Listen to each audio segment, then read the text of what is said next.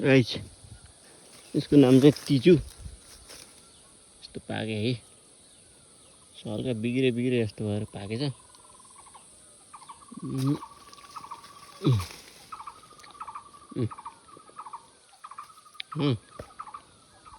खान्छ।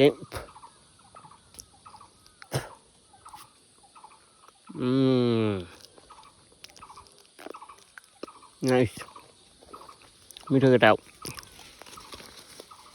यो वर्षको चाहिँ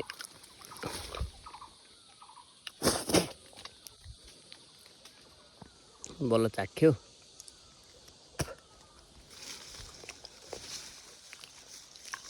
कस्तो रहेछ, मिठो छ कि नि? पाक्दैन यार फेरि, मिठो नि।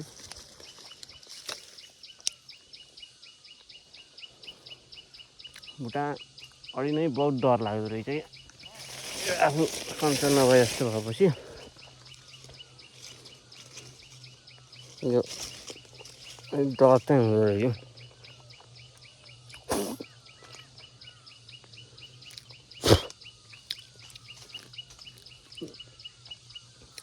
मजा छ,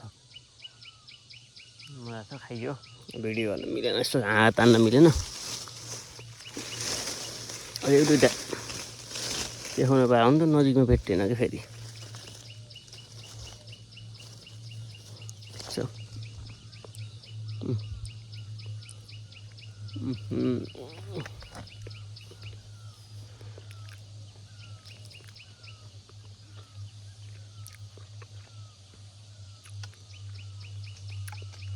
बहुत मिठो।